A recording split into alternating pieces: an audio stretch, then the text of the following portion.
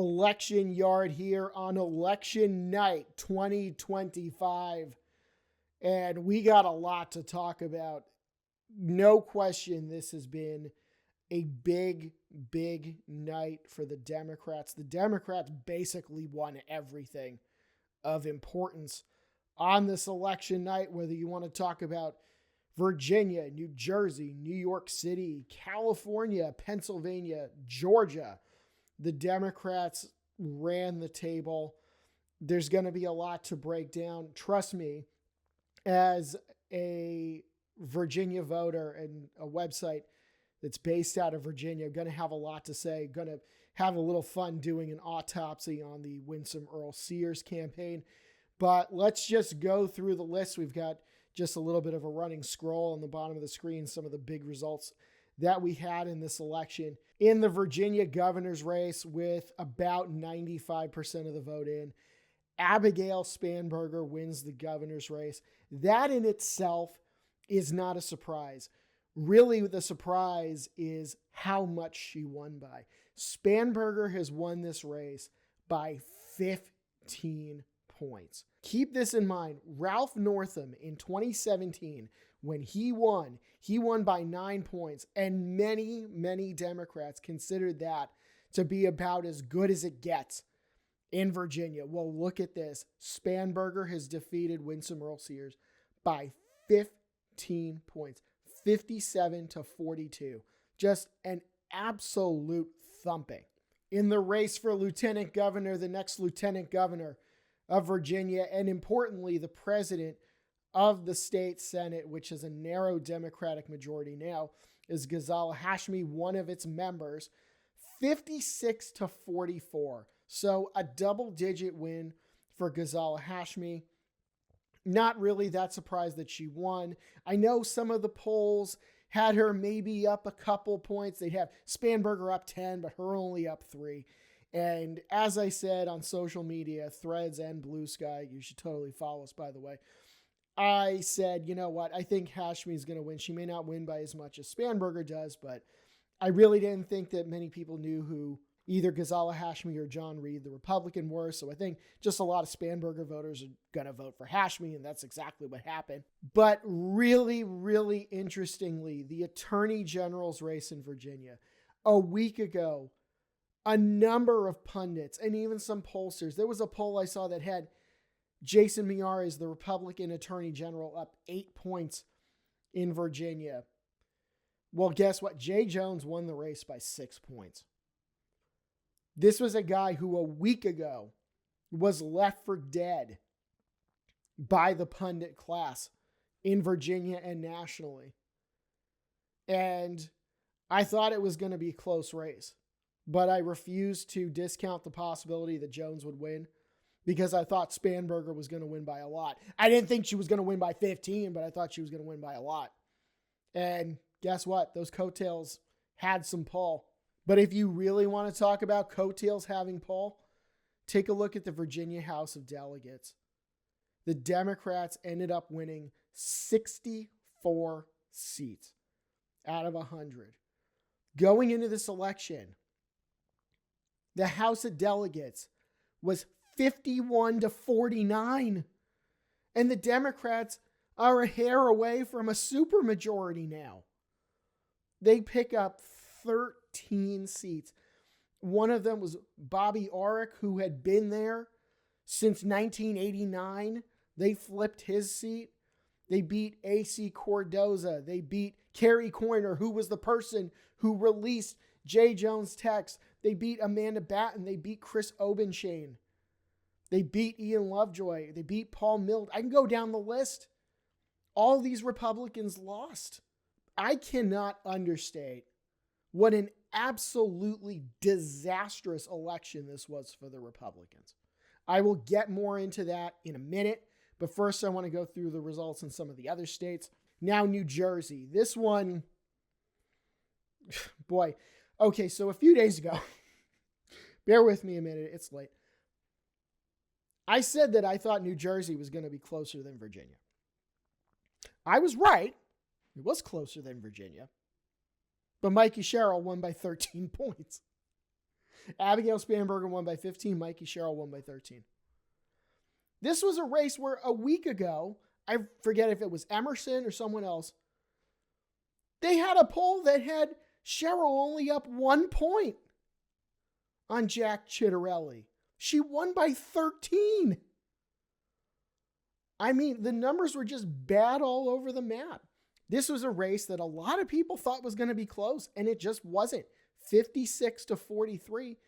And then in the New Jersey General Assembly, which is the lower house, we don't have a final count on that yet, but it looks like the Democrats, who already had a pretty big majority, I think it was like 51-29 or 52-28, something like that, they are probably going to gain seats, which, like I said a week ago, that probably wasn't going to be seen as the case. And this is what's going to happen. The Democrats might end up with a supermajority in the General Assembly.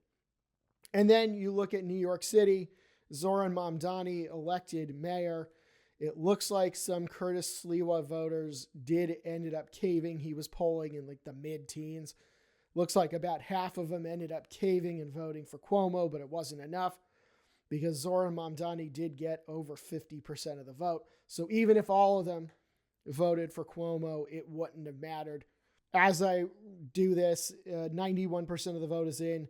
Zoran Mamdani at 50.4, Andrew Cuomo at 41.6. The only borough that Cuomo won, not a surprise at all, was Staten Island, and then Curtis Sliwa getting 7.1%. So really, really undershooting his poll numbers. But I think some of that was Sliwa voters saying, you know what, I'll just vote for Cuomo, but it wouldn't have made a difference if all of them did. But there's more. If you just listen to what I just said and said that's a pretty good Democratic night, we ain't done yet. Proposition 50 in California. This was Gavin Newsom's referendum to allow him to redraw the lines temporarily in California and potentially give the Democrats a 5-seat gain in the House to offset some of the gerrymandering going on in Republican states. That looks like it's going to pass in a landslide. Still too early to know the final numbers as of midnight on the East Coast. But it looks like that's going to be a very, very comfortable win. The Pennsylvania Supreme Court, there were some retention elections. The Democrats had a majority on the Supreme Court. The liberal justices were up for retention to the Supreme Court, and they've held on. So the Democrats will maintain a comfortable majority on the Pennsylvania Supreme Court. There were a couple races for Georgia Public Service Commissioner. There were 2 special elections. These are statewide elections.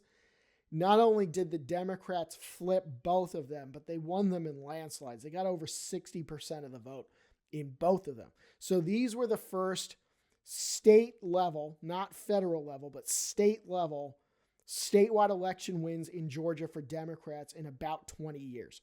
So that's just a smattering of some of the bigger results, but really everywhere you looked in the U.S. tonight, the Democrats won big.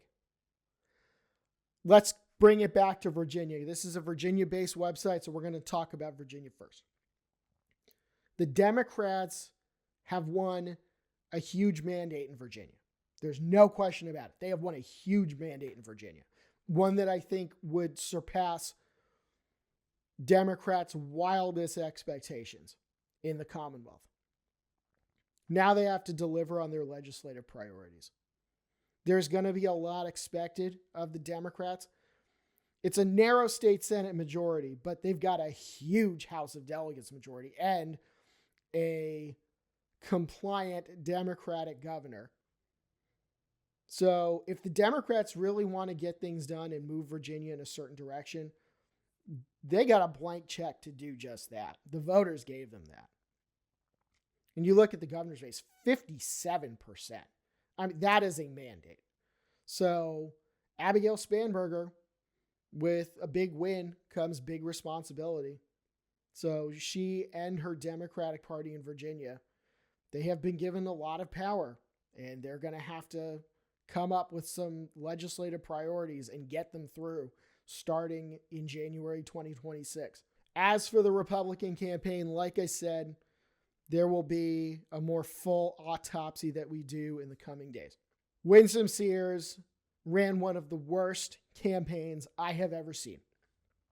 I still maintain I have been watching American elections since 1998. I maintain that the worst campaign I've ever seen in the United States at a statewide level was Martha Coakley in Massachusetts in 2010. That was the worst campaign I've ever seen. This Winsome Sears campaign was probably in the top 5. She ran an absolutely awful campaign. She was an absolutely awful candidate. But I think more than that. I'm not just going to say it was Winsome Sears. I think the Republican Party in Virginia as a whole ran a terrible, terrible, tone-deaf campaign. And why do I say that? The J. Jones text scandal broke about a month ago, so like early October, let's say. I may be off on the dates. It feels like it's been about a month. Since that, the Republicans went all in on trans people and J. Jones text messages. They basically did not talk about the economy for the entire final month of the campaign. You may have seen some ads at the local level, like for the delegates races, that may have brought it up to some degree. But in Virginia, in the last couple weeks of the campaign, I can't tell you how many anti-Spanberger ads I saw that were about J. Jones or that were about trans people going into girls' bathrooms. That's what they ran their campaign on. And it wasn't just Sears. It was all the way down the ticket, even to the delegate level, telling you about some of the online ads that I saw, even for local races like Commonwealth's attorney, say so-and-so won't denounce J. Jones, trying to make the Virginia Attorney General's race an issue in a local Commonwealth's attorney race. And I saw this in multiple jurisdictions. This was what the Republicans ran their campaign on. And at the end of the day, you can very clearly say the voters didn't care. They did not care. J. Jones won by 6 points. Yeah, Spanberger won by 15. But J. Jones, he still won, and it wasn't all that close at the end of the day. The voters didn't care. And look, the text messages that J. Jones sent, they were terrible text messages. And as Attorney General, he's still going to have to answer for that. But by and large, the voters didn't care. And they didn't care about trans people and the bathrooms that they use. They care about jobs. They care about the economy. They care about healthcare. They care about education. They don't care about stuff like this. But the Republicans made a big bet that they did. And look what it got them. This was a landslide defeat. I don't think I can adequately capture in words just how bad of an election the Republicans had in the Commonwealth of Virginia. This was an absolute disaster for the GOP. So now the question, what do they do? We'll get more into that as we autopsy the campaigns in Virginia. But just backing out from Virginia, big picture now, because we're also looking at things like Mikey Sherrill winning big in New Jersey when some people didn't even think she would win. And she ended up winning big. I think most pollsters, I think most pundits underestimated how pissed off voters are in these states. I think they underestimated how motivated Democrats are. I think there was this narrative being built that, you know, maybe the Democrats weren't going to do as well as they should, and maybe New Jersey could go red. This isn't what happened. The Democrats won basically everything of consequence in this 2025 election by arguably more than people thought. My high end for the Democrats in the Virginia House of Delegates was 63 seats. They ended up with 64. So they even busted through my high-end expectation for them. That's how well they did. I mean, will the Republicans learn anything from this? I don't know. Will the Democrats take the right message from this? It's too early to say. But I do think a lot of pollsters, a lot of pundits underestimated the political mood in these places. And you don't want to just take too much from this and just spread it out to the national level. I mean, we only had 2 governor's races. There were elections in other states that did go well for the Democrats. But if I were the Republicans, I would definitely be a little concerned about what happened. You saw there was a special election in Virginia for the 11th district back in September. It was a Democratic seat, but James Walkinshaw, the Democrat, ended up winning that race in an even bigger victory than the beloved deceased congressman who came before him. And maybe we should have seen that as an omen of things to come. But a lot of mistakes were made by the Republicans, and I think a lot of people in America are upset. Things aren't going well, and people want solutions. And right now, the Republicans are in charge. And you look at a guy like Glenn Youngkin, who very much, I think, wants to be president. And he had decent approval ratings throughout his term. But what's his legacy going to be in Virginia? In 2023, he made himself the face of the Republicans' campaign to try to hold on to the House of Delegates and pass an abortion ban. And they ended up losing the House of Delegates. And then in 2025, as he campaigns for his lieutenant governor, Winsome Earl-Sears, the Democrats end up winning a landslide victory. They get a trifecta, the governorship, both houses of the legislature, and they win lieutenant governor and attorney general. Democratic sweep across the board. That's Glenn Youngkin's legacy in Virginia now. This is what came after him. So I think the Republicans are going to have to ask themselves a lot of questions, because they did terribly in places where Glenn Youngkin did well. And the Republicans in New Jersey didn't do well in places that they should have. A lot of them are probably scratching their heads right now, wondering what the hell happened. I thought we were going to win. I thought Jack Ciattarelli was going to win. Some people out there might even said, hell, I thought Andrew Cuomo was going to win. He didn't win. Some Republicans out there probably thought that they were going to win those retention elections in Pennsylvania, and they didn't. They're going to have a lot of questions to ask themselves as to why this election went the way it did. But all we know is that the Democrats have won big in Virginia, in New Jersey, in New York City, in California, and in Georgia, and in Pennsylvania. But what do they do with it?